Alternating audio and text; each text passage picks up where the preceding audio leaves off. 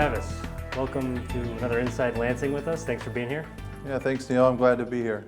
So you're our Economic Development Director in the City of Lansing, and how are things going economically? Well, it's been 2 years now for me here, and we've had a lot of projects to work on, and I think we're excited to see some of the progress, I think, finally starting to come into town. The amount of activity and the interest we're seeing, I think, is definitely risen each of the last few years, and we're starting to see that, come in the form of some projects now. So I think we're excited about where things are headed. That's great. Are there some specific projects that are happening now we could discuss, maybe talk about? Yeah, sure. I would say I'll start on the public side. I think the village's philosophy, I think from the mayor and the board, has been to really invest in modernizing some of our public infrastructure, particularly in our commercial corridors, which we feel really will attract private investment then. What's a corridor? I'm sorry, I don't mean to... Sure, no. So, when in Lansing, you think of corridors, you think of the Ridge Road, the downtown corridor. You think of Torrance Avenue is really two corridors. You have Torrance Avenue south of the expressway, which is more kind of local neighborhood type commercial. And then north of the expressway, Torrance Avenue is a regional shopping destination with hotels, car dealers, a lot of retail that works with River Oaks Mall. So, and then of course we have industrial corridors, which I know as someone who lives in town, it's not a place you shop at. It's not a place that you think of as often. They're often kind of in the corners of town, but industrial corridors are really important to town because they're a good employment base and really bring a lot of activity to town. So that's, I think, when I talk about corridors, that's the corridors that those are the main corridors. You have other corridors. Burnham Avenue has some business. Down by the airport, there's an area as well. So it's not all inclusive, but as you think of the major corridors with the highest volumes of business, those are the corridors that we think of and focus on. So, okay. But I think, so public project-wise, there's been two, I think, really exciting projects that have been in the planning stages for a while. We've probably talked about them maybe in past interviews, but right next to us here at Village Hall, we're excited now to see the plans for the parking expansion in the History Plaza come to fruition now. We're waiting on the final bids to get contractors and going on the project here. It should be yet this year. And it's been exciting to see the vision for that project really come together over the past year as we've talked with the community, talked with the elected leaders, worked closely with the Lansing Historical Society. And what they've come up with, as I said, there's some additional parking for Village Hall, which is nice and important. Yeah. But also, we're excited that we're going to put together really a plaza, a gathering place that'll be beautiful, full of landscaping. And we've worked with the Historical Society to actually come up with some artwork that's going to display some important historical features of Lansing. So it's not necessarily like the historical museum itself has all these detailed artifacts and books and history. This is more the key themes of Lansing that are put into artwork that we really feel is going to so this is more of like a gathering place rather than maybe just you want people to be able to feel comfortable and warm. You bet. Welcome. The idea was to create something that has human scale, so it has some trees and some plants, so that in the midst of a busy intersection you can sit there and enjoy the displays, or just bring a picnic lunch, or just sit on some benches and be there and relax. It's also a gateway into our downtown, and really I think takes a corner that was very prominent but had kind of run its course in use. It was an old house that I think we found a much better use for. That's going to be a really important feature for the village for a long time to come. So what's it looking like in the schedule? Do we have a schedule yet of when this is going to happen? Yeah, we're anticipating hopefully within the next week to get the final contractors lined up. We go through a bidding process for these types of jobs to ensure that we get pricing that works for the village and budget. And we anticipate that probably at this point by August, end of July, you'll start to hopefully see some work going on out there. with the idea that the work would be completed by fall. Okay. With maybe only some of the plantings for plants being done again next spring. So really excited to see that come online. The themes that we focused on were the Industrial Revolution and the impact of brickyards here in Lansing, agriculture, the idea of 3 towns or 3 neighborhoods, Oak Glen, Lansing, and Bernice, that became one town. Yes. Those were important themes. And then, of course, the Lansing Airport, the Ford Hangar was a really important theme that we wanted to highlight. So just some of those key elements that have made Lansing what it is, we can now have out there prominently displayed. We're also continuing progress on the Fox Point Plaza for downtown. That one's not as far along because it's such a big development. It is. It's a bigger. We're trying to really be intentional about the public input process. We were really grateful to get public input, both from some community organizations as well as just the general public. We had a forum earlier this year, and now the board has authorized the design team to move ahead with some additional design steps to start to look at, we have a broad vision for this project, but how do we actually implement it now on site, start to come up with some designs, some rough costs so that we can, start to actually look later this year at maybe authorizing to move ahead on that project. So I think the board's vision and the mayor's vision has been from day one to create a space that's just transformational for downtown and all of Lansing. I think so many communities really value that gathering space where you can have concerts or movies in the park or whatever events you may want to have, just to give a civic space where people can gather and really have something to be proud of here in town. Well, and I think that it speaks volumes to you and the village that you guys are pursuing spaces like that. If they think economic development, they think business, they think that's all you're invested in, but it seems like you're invested in the people of Lansing and giving them spaces and places to help come congregate and, just be a community. Yeah, absolutely, because the 2 feed off each other, right? It's creating a sense of place that people and businesses can interact with. It draws, because businesses feed off of residents and people coming through, so it has to address both. And so I think that's really been the focus for our staff and for our officials to create those. I would say the other big public investment has been the facade grant program that the village ask you about that. has had going on in the Ridge Road area, and that of course is funded through a TIF district, which is why that has been in Ridge Road and not some of the other areas of town. It just has to do with the funding source. But it's been great to see some really good projects going on there in the past few years now. Obviously, having finally Gus Bache's Hardware, a really good project that finished up, actually just the last pieces of it a couple months ago. And right now, I think this year, we're looking forward to 2 more projects at least coming online this year. Probably in around August, September, Beggar's Pizza is looking to do a really significant upgrade of the front of their building.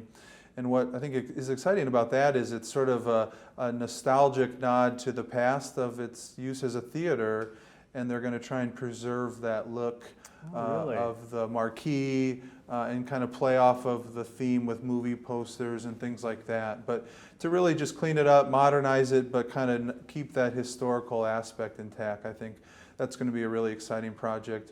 And then Jack's Pub, which is also on Ridge Road, is also working on. Sign off. Yeah, so that one has kind of been on the radar for a while because they started with some demolition.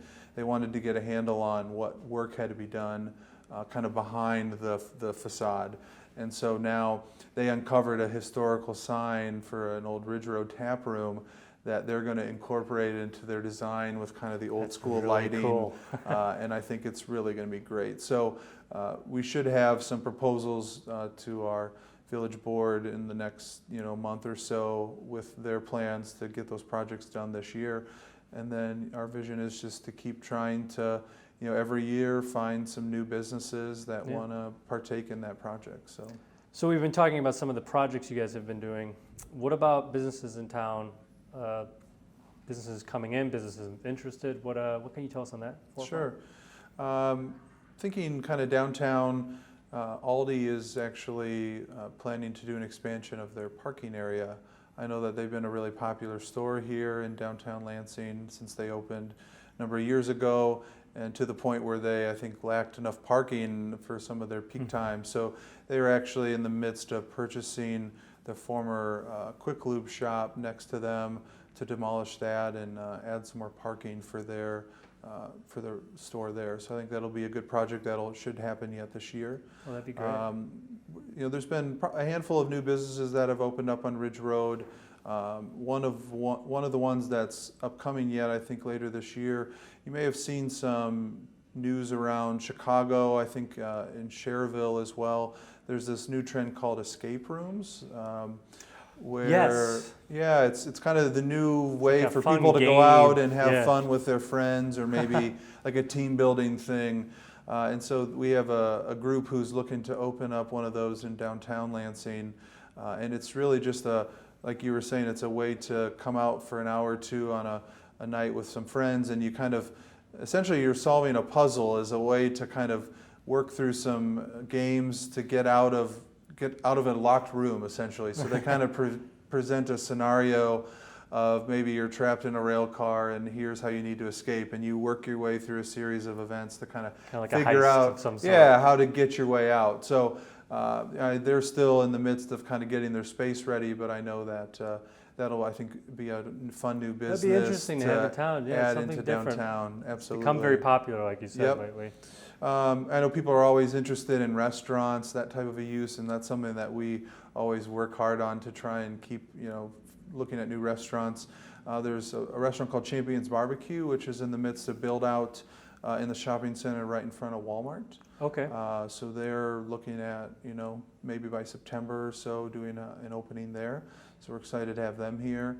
I know a lot of people have heard about a great business in town, Lenny Q's restaurant, that's been here for a while, that's in the midst of trying to expand into a full-service restaurant in the airport space. So I know a lot of people who've lived in the area for a long time have maybe been to some of the old restaurants that were in the airport. Yes, that yeah. has this great vantage point overlooking the airfield, and I know they're excited about their opportunity to kind of expand in there, and just really a unique venue to have here that's pretty hard to match anywhere else. So I think I know we're really excited about that. And then I know there's a restaurant chain that's coming back into the area called Checkers Restaurant, which is pursuing a Yes. space on Torrance Avenue as well. So, all these always have, things in the works in terms of build out and final approvals and things that they work through. So, but at this point, I think we're pretty optimistic that they'll all be, looking to be here in Lansing, at some point later this year. So, I know Phillips Chevrolet continues to do an expansion of their service area on Torrance Yes, they do, there yeah. as well, and they've really been successful here. So, I think generally we're seeing some interest, from potentially other car dealers, hotel users, and definitely restaurant users. If we can find, the right sites, that's been a category that has some potential nationwide, and in Chicago there's been real strength in that sector. So. Well, it sounds like we got a lot to look forward to in terms of businesses and projects. I know another one that we haven't talked about yet, and I wanted to touch on if we could, was the rain barrel program. Tell us about that. We don't know much about that. Yeah, sure. MWRD, Metropolitan Water Reclamation District, which works throughout all of Cook County, they had this program running for the last year or two now, where they actually provide these rain barrels free of charge to residents of communities that basically sign on to the program. And so for those who may not be familiar, a rain barrel is literally a barrel that you put in your yard. You typically disconnect your rain downspout instead of going into the ground or just into maybe your sump pump system. It actually goes into the barrel, which captures that runoff that you can then reuse maybe somewhere in your yard to water plants or something. So it's really been, something that's been trending as a way to be more green, to kind of reuse Sure. rainwater. Municipalities like it because we're always looking for ways to prevent rainwater from going into our public sewer systems. So it's a way to kind of reuse that water so it doesn't drain away into the streets. So Lansing signed on to that last winter, I should say, winter of this past year.